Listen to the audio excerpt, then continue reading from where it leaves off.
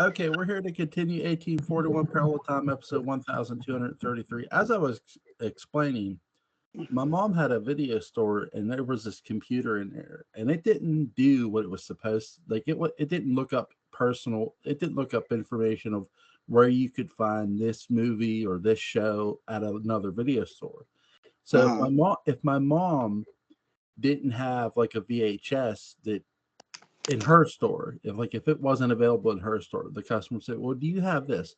No, hold on. Here's what she would do for the customer. She would pick up the phone, dial the other video stores, and say, "Hey, do you have this?" And if they said yes, she'd tell them where to go and where to get. This is where you could get it, because to her, she looked at the computer and she goes, "One day, this thing will be able to tell you that." And Yeah. and she was right. I mean, you Are you know, sure you knew she was operating an American business? That's that's that's kind of that's customer service. I'm completely baffled by what you've just described. That speaks of kindness and compassion, shared interest towards a customer. What a what a perverse thing, Jewel. I don't well, know. I don't well, know what she, to make of it. well, I haven't seen that in 30 years. she always, to her mind, it's like, okay, I might not have this in my video store, but I'd never want a customer walking out of my store saying I wasn't able to help them. And that was her mindset of it. Like, as long as she was able to help somebody find something they were looking for from a video standpoint, she was happy. She And never helped them find a copy of Sallow, did she? Do you know that movie, Jewel? Do you know Sallow? no, but Oh, I challenge you to get through it. really, The gauntlet has been thrown. God. Let's get Butch in to talk about Sallow. Woo, I take it he's not gonna like it. I mean, Butch can take it. He's a tough guy, but I there's so much I can say about it. Just look it up. I'll check it It, out. it makes a Serbian film look like Bambi. Oh my God. I'll check it out. I'll definitely check it out. Um, but I really like Melanie and Kendrick in this episode as well. They're, he says, "You never gave me an answer," and she goes, "To what?" I don't think this is Nancy Barrett forgetting or the writers forgetting. I think it's just the character trying to play coy, and I like it. Um, really, really good soap opera stuff here. I like the way the writers wrote it and the way Nancy Barrett performed it. And Kendrick goes, "I asked you if you'll marry me." And they really love each other. They love each other. The answer is going to be yes, but it's still rewarding. Yes, it is. You know, I really love how the fact too. Again, Kathy Cody, just another great episode by her. I mean, by God. She's awfully good. She really is. The things you think are going to be perhaps less robust than certain other elements with 1841 parallel time, they prove you wrong. You think, okay, Keith Prentice is great. You think, Kathy Oh, Cody, all right. Kathy Cody's marvelous in it. yeah. Keith Prentice isn't in this episode, but neither is Thayer David and neither is um, Grayson Hall. But their characters are nicely sort of so tied into this arc. You can sort of, even though they're not there, you can sort of feel their presence, even though they're You not there, can, which sure, I love sure. because they've built their characters up really well. The writers and the actors and actresses, even like Sarah David, he's not in this episode, but when she says about my father, like you can Oh, sort of feel yeah. like you're I, waiting. I, yes, yes, very reminiscent. Yeah. Yeah, like you're sort of wondering, will Sarah David's character show up, even though he doesn't. It's still like a suspense moment in a sense, which The idea of an angry Thayer David coming after me for whatever reason, but especially with that ludicrous hairdo, is not a thing I countenance with great joyful anticipation. Yeah, it would be scary. What did you think of Thayer David's performance in Rocky? Uh, he likes slicking that hair back.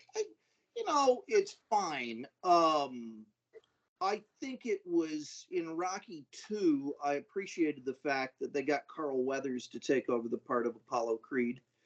But in Rocky, Thayer David is marvelous in the part.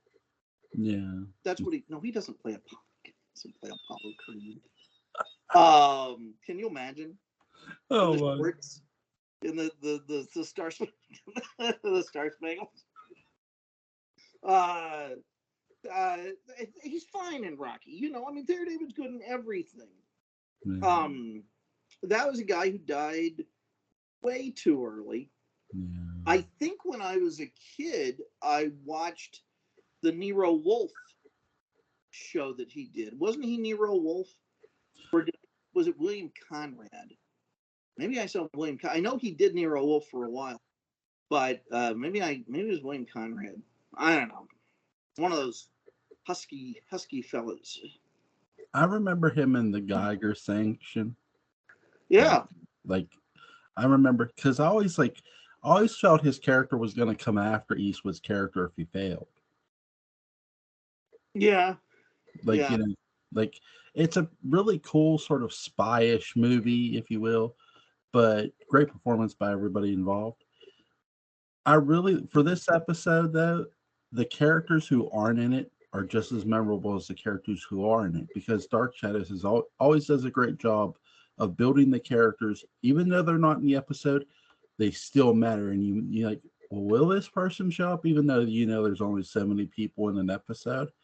I really like the fact again they tease Melanie's lineage, they don't reveal it. It's a great suspense moment, and I really love the camera work in how Laura Parker's back is turned and she's crying. I love how they shoot that. Really, really smart. It's true. Yeah. It's true. You know, your the next question may be what was my favorite scene. Yes. What is it? Um, I have to say, in this case, any of the stuff with Jonathan Frid. Yeah. Jonathan Frid is so good in this in terms of relatably dealing with regret in a very mature way and then sort of trying to make the best of it with Daphne. I love when he says, don't say anything to upset her. And then his own comportment with her, where she's even on to him. He says, well, of course I'm sad. What do you expect me to be? Yeah. It was so true. If he were alive, I would want to call him and check in on him to make sure he's okay. Yeah. I really love his dialogue and how he delivers it when he says, I remember there was a time not so long ago where you nursed me back to health, and that's what I'm here to do for you. And Yeah. even though it's a lie, it's sort of, it's to the audience, it's like, it makes you go, oh, I like, he actually cares. He actually loves her now. He means it. And the embrace hug to me sells all that dialogue. Really great job by Daphne Heritage, or Kate Jackson and Jonathan Frid. It'd be great is to take that dialogue and really zoom in close on Frid's face, crop it, so it's just there, so you don't see Daphne, and then you just cut back to the Judah head, the Judah Zachary head in the box, kind of blinking and staring. So it looks like he's saying, there was a time you nursed me back to health. Back and forth. I don't know. I don't dance, folks. This is it. This is the show.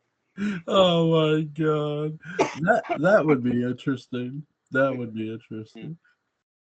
Again, Laura Parker, really great job. This is gonna. It's all really gonna pay dividends by the end of this series. By the end of when they finish the show here, because you're gonna see, when the truth gets revealed to Morgan. Morgan is such a paranoid. In many ways, Morgan becomes the living embodiment of what Brutus was. Sure. Yeah. I mean, that's all intentional. Yeah. And another thing about Keith Prentice, while I'm at it, what a Klingon that guy would have made. Yeah. Like Kirk era Klingon. Yeah. That's a challenge. He would have made a hell of a Cardassian too. Yeah. Not so much a Ferengi. Nah. Not so much. Now, John Carlin. Yeah. That's your Grand Nagus. Yeah, they got the actor who was in The Princess Bride. Yeah, Wally Shawn's wonderful though. There's a good Wally Shawn story where he's down in the makeup and he's got all this on, which he loved, and he goes up to, I think, Armin and Renee, because I'm first name basis. Goes over to Armin and Renee and says, hey, what do you think? How's it going? He talks to them for about 5 minutes, and then finally says, so, do you like it? Do you like it?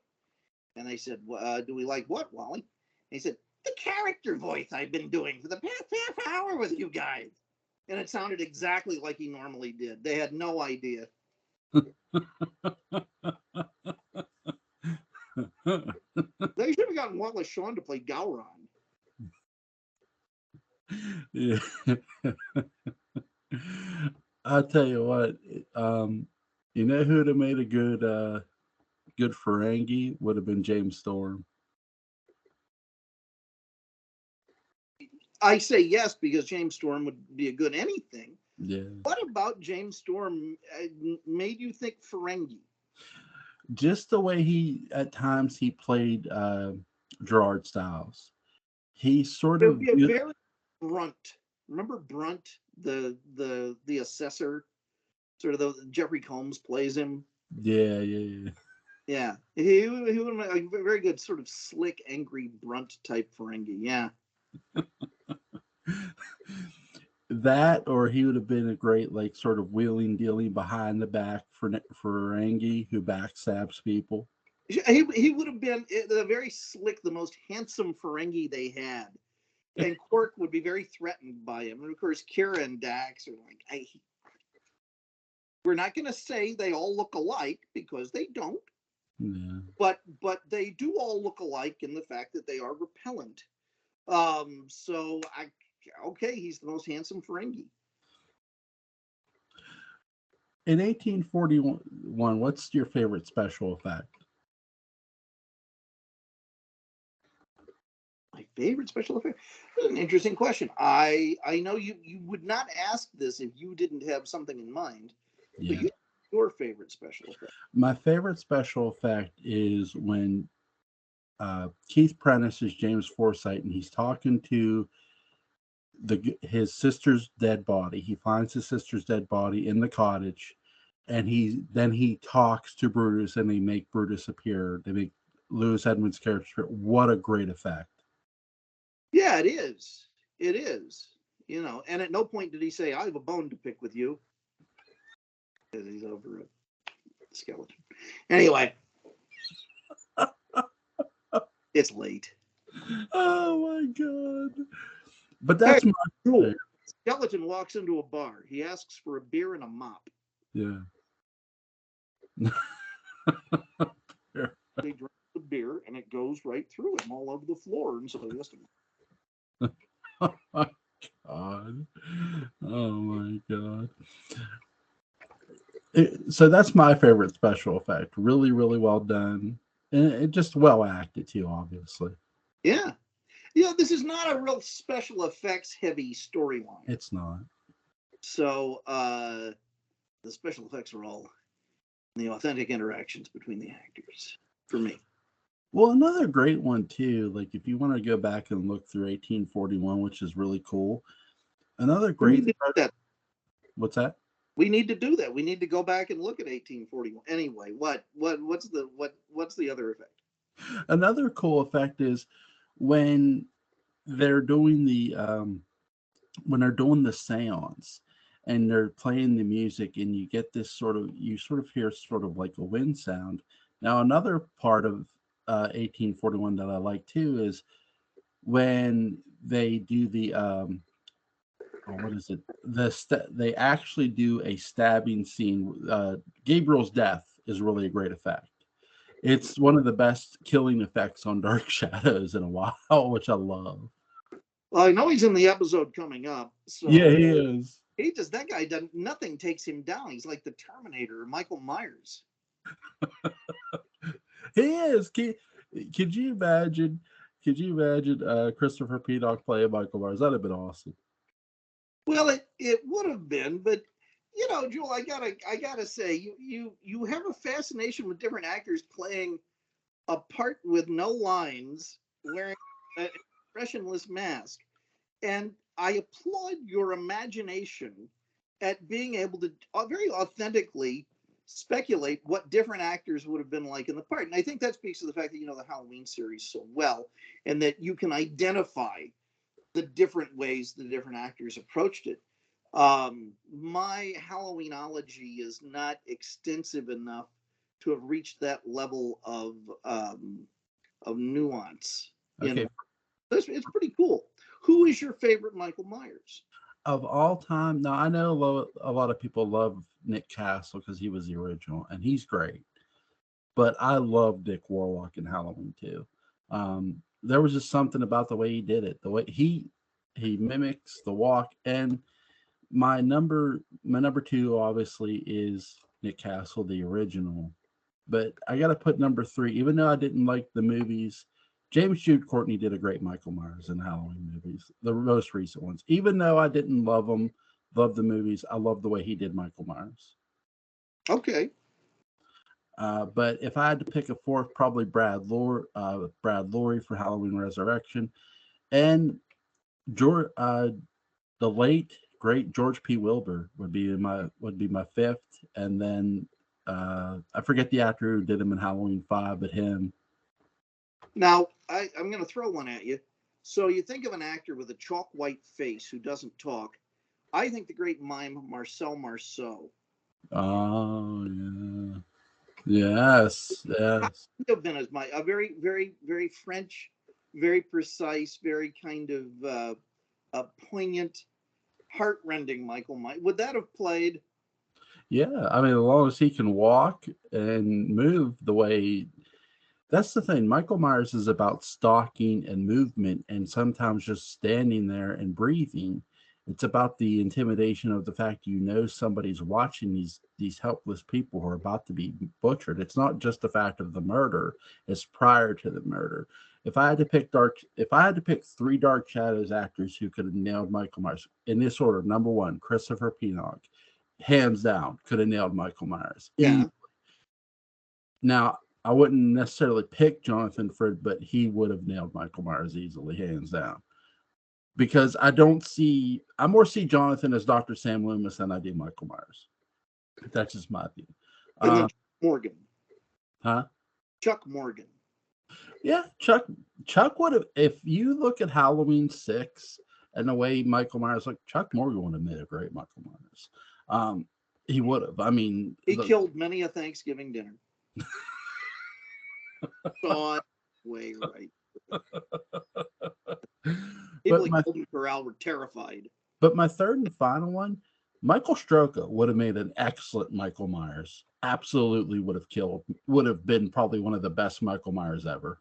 Certainly the Shatner Buffon would have been higher. Yes. And he doesn't walk too, like, he doesn't, the way he walks and the way he holds a knife is very serial killer-esque. And I love the way he does it. The dancing lady, very, very well done. Yeah. So, as Aristide, which I'm going to be getting into. He's got a thing for puppets. Yeah, which I'm going to be getting into the agents of Count Patofa. So, overall, what did you think of this episode? This is really one of the best. Yeah. It is so good. I'm kind of afraid of it in an odd way. I mean, it's a very it takes a lot out of you in a good way. Yeah, this is very deep dish. It is very deep dish. I think the sign of any great show when they're about to tell you something heartbreaking, and yet you can still hang on to the hope of the character maybe this will be different this time. I think is really well done by not just Jonathan Frid, by Laura Parker, by Kate Jackson, but by the writers themselves as well. It's a even though we know what's going to happen in the sense that Kate Jackson's character is going to get killed off, they give you this. Yes, they're given some gloom and doom, but when Jonathan Frid says to her, "Oh, I'll get this doctor here," it's like even though he knows he doesn't want to give up hope, and it makes you hope in a sense, Yeah. which is great.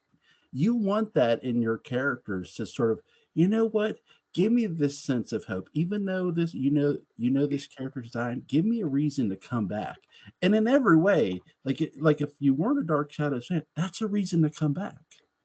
Yes, it is. And it's great. So overall, I love this episode. I love the 1840. A really good one. Yeah.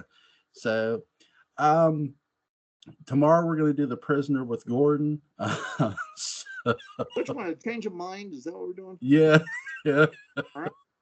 All right. I haven't seen that episode. Oh gosh, Jewel.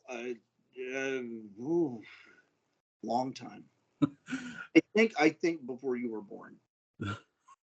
Now, it's, by the way, if you've never seen The Prisoner, it's free on Tubi, just like Dark Shadows is. Go check them both out. This is a 2-part video, so 2 links to the Dark Shadows Day Book on Battle description box. Buy it twice. That's right. Buy it twice. Buy it 3 times. Buy it for a friend. Buy it for a relative. Send it to him if you have to. But for Patrick McCray, I'm Joel Sage. Thank you, Patrick. See you tomorrow night, my friend. Take care, sir. Take care. Bye.